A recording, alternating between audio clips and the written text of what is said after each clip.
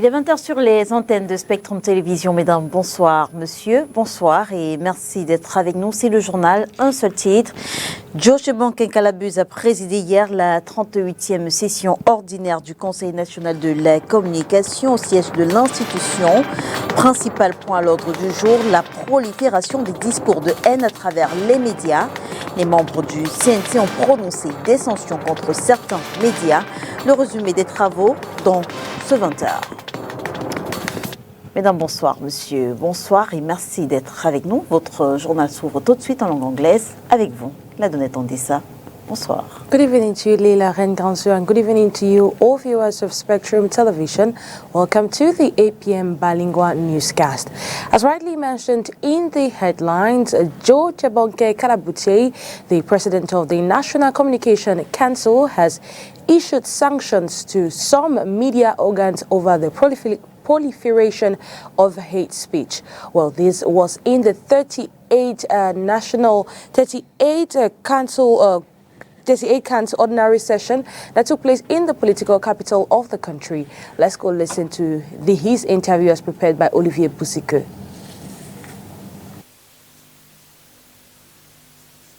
Opinion on hate speech. This is the first time the Council is issuing an opinion on a given national issue. This tells you to what extent we consider the propagation of hate speech in the country, the seriousness with which we take it. In light of this, the Council reiterates to media stakeholders its firm resolve to enforce the full array of sanctions within its remit. At the end of the examination of registered cases today, in today's ordinary session, the following decisions were taken. The case of the National Communication Council against Voice Radio and its station manager. The Council, after determining the gravity of the responsibility of the offending organ for repeatedly broadcasting unsubstantiated and offensive comments, has decided to definitively ban the activities of the broadcasting station called Voice Radio. The Council, after ascertaining the responsibility of the anchor of the offending talk show for negligence in his oversight and failure to professionally moderate the program, which led to the broadcast of insinuating and conflict-inducing statements, has decided to suspend for a period of 1 month Mr. Bijan Obabikoro Bruno Francois, a journalist with the aforementioned press organ, has decided on the one hand to issue a warning letter to the station manager of Info TV, and on the other hand to suspend for a period of 1 month Mr. Parfait Aïsse Etoa, a journalist with the said media organ. Économie à présent, où en est-on avec l'exécution du budget d'investissement public?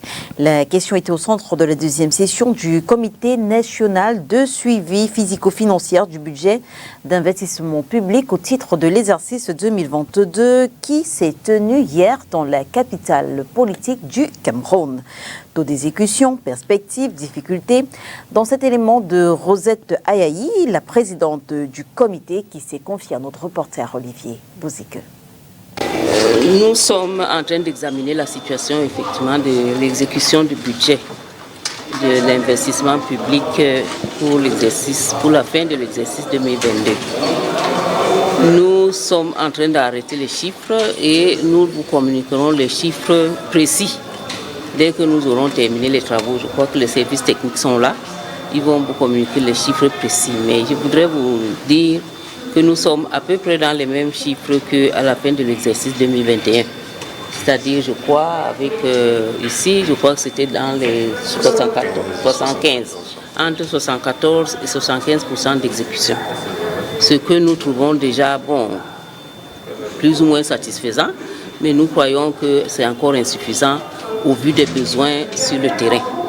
Donc, ce que nous sommes en train de faire ce matin, c'est d'essayer d'examiner ce que nous pouvons proposer comme mesure pour essayer de relever cette situation au cours de l'exercice 2023. Les difficultés sont à peu près les mêmes à chaque fois parce que nous revenons toujours sur la non-maturation des projets, la transmission tardive des dossiers d'appel d'offres, le non-paiement des décomptes ou bien le paiement tardif. Donc, nous sommes à peu près toujours dans les mêmes difficultés, mais je crois que nous essayons d'améliorer au fur et à mesure que nous constatons que ces difficultés existent. Nous avons vu tout à l'heure, dans la présentation, nous avons vu que la région du Nord était déjà en 2021 en pole position et nous les avons félicités encore cette fois-ci parce que je crois qu'ils ont la même position.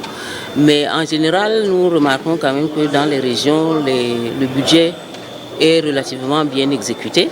Nous avons quelques difficultés et quelques réserves dans les services centraux, c'est-à-dire certains ministères qui sont un peu à la traîne. Donc, je crois que nous aurons quand même attiré l'attention là-dessus et pour les amener à consommer le budget d'investissement parce que c'est la réalisation de ce budget que nous voyons sur le terrain. Et l'Assemblée générale ordinaire du groupement interpatronal du Cameroun s'est tenue ce 2 juin 2023 à Douala.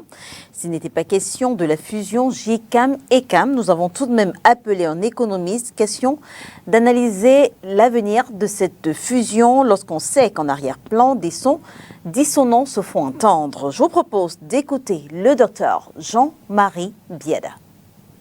C'est vrai que dans une organisation comme le JCAM, qui n'est qu'une association, il faut le préciser, au sens de la loi du 19 décembre 1990 portant liberté d'association, l'institution, l'instance suprême dans une association s'appelle l'Assemblée générale.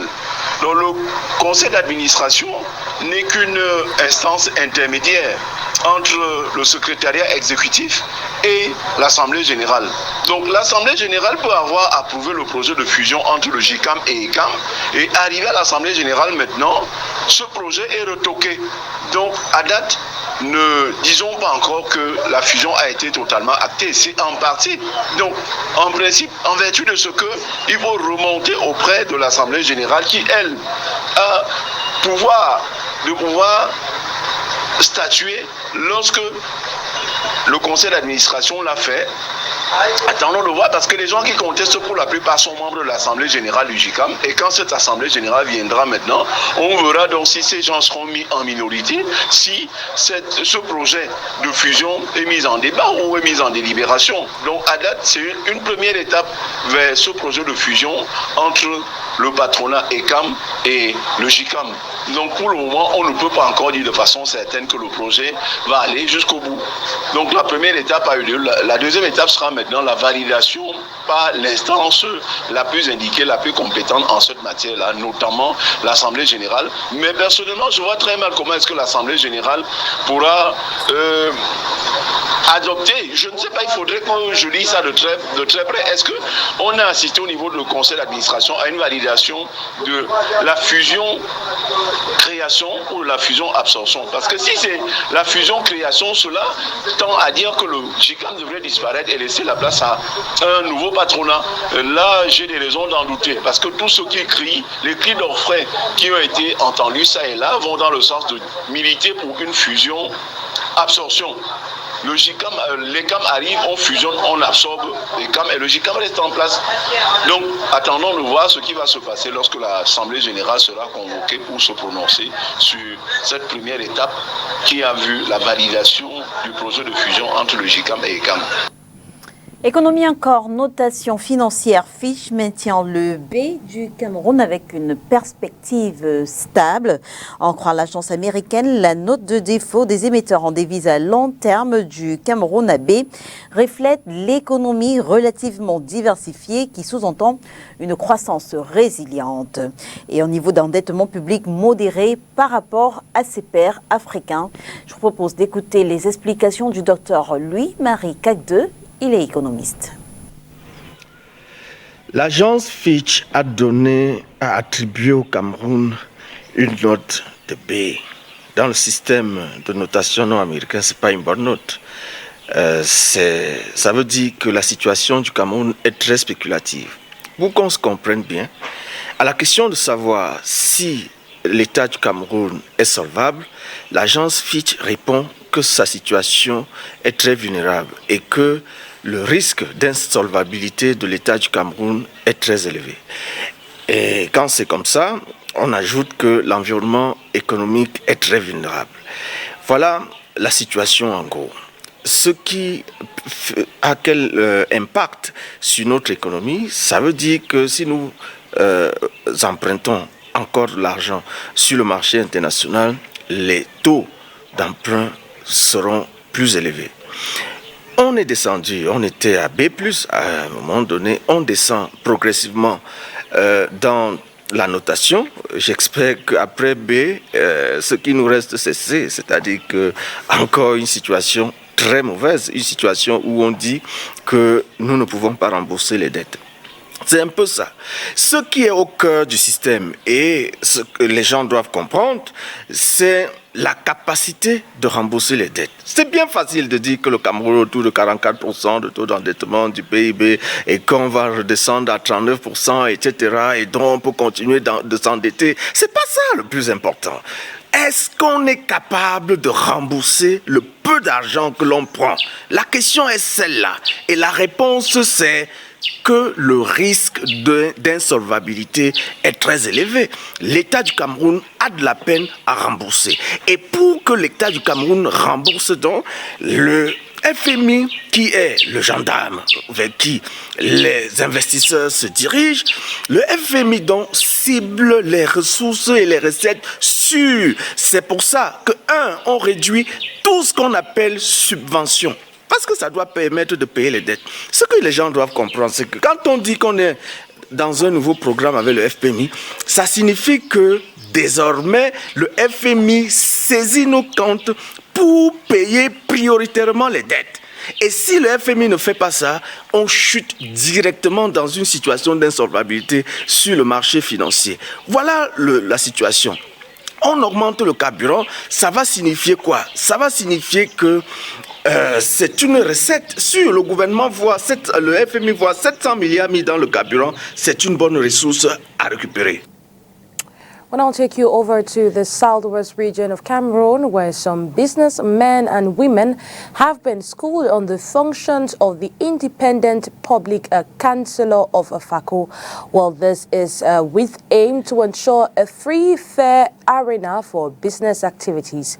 Let's go listen to this report as prepared by Josephine Binti. Creating a conducive business atmosphere is key, says the Public Independent Conciliator in FACO Division Southwest Region, Boya. A sensitization campaign is just ended to enable traders understand the relationship they share with this organ. Sensitize fellow colleagues on the functions of this office. First, to know that there is an office like this, because I'm sure by virtue of the nature of that job, they are always leaving their house very early and returning late. They might not have even heard of such an office. So my message to them is that they should take whatever they have. The vantage point of the discourse is vast, as traders exercising their line of duty have experienced several difficulties. I have rights that the council cannot just come and go across our own rights without us reacting. And the importance is that this office that has been created, the PIC has been created, it has given us room to know where we can channel our problems. The campaign covers a broad spectrum of departments. We are there to serve all users in this region. And so we are going stage by stage. We had a meeting with civil society organizations last month. We decided to have with market vendors. After this, we are going to target other associations, because the message about this office, the existence of this office, the missions of this office, its functions have to be disseminated so that everybody who is living in the Southwest region knows that there is an office that has been created by the President of the Republic for all of us. This is a step towards creating a cordial relationship with businessmen and women and teaching them administrative obligations towards them as traders in the markets. We'll now take you out of the country with our partner, the Voice of America. Amid fresh strikes on Kiev and as Ukraine readies its counterattack on Russia, another Soviet country is watching. Well, in 2018, in 2008, the Russian army attacked Georgia, cementing the occupation of the breakaway regions of South Ossetia and Abkhazia. Now as Georgia's population looks firmly westward.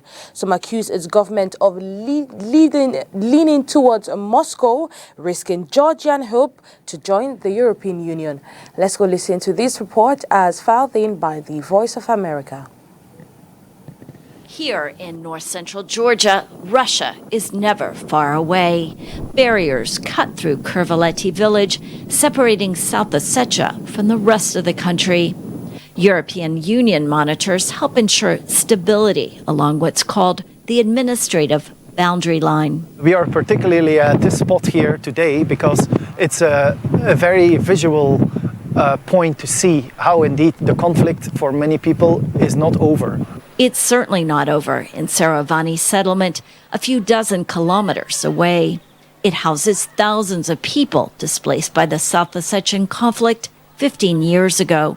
Today, life seems almost normal. But some here believe what's happening in Ukraine, thousands of miles away, might determine Georgia's chances of retaking its own territory and going home. If Ukraine will win, hope it will win, we will have more chance. If they will not, we will have no chance. In the capital, Tbilisi, and elsewhere in the country, many Georgians are rooting for Ukraine and to join the European Union.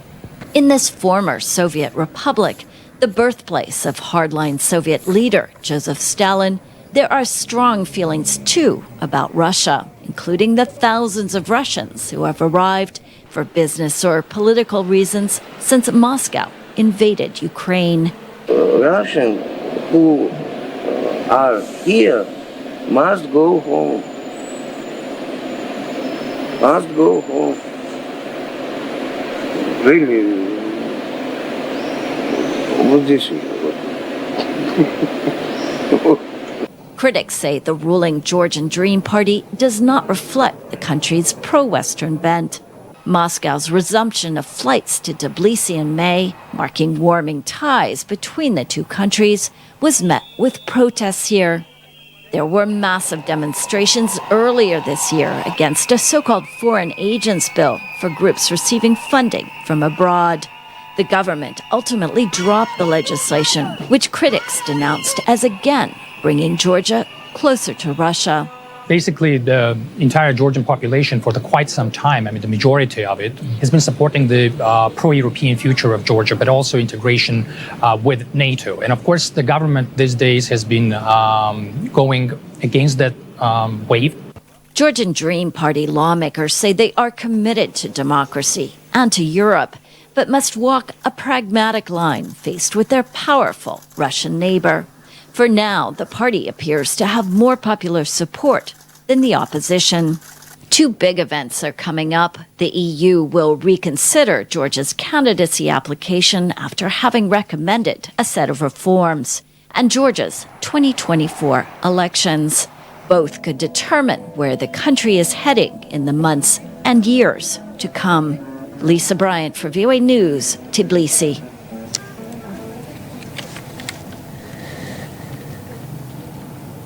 Now that report puts an end to the APM bilingual newscast right here on Spectrum Television. Do have a wonderful weekend in the company of our programs. Good night to you, Leila Renganseux. Bonsoir à vous, la donnée tendait ça. Mesdames et messieurs, merci de nous avoir suivis. On se retrouve dès demain 12h dans le cadre de votre émission 7 Hebdo. Et demain, on parle des enjeux de la fusion entre le JICAM et ECAM.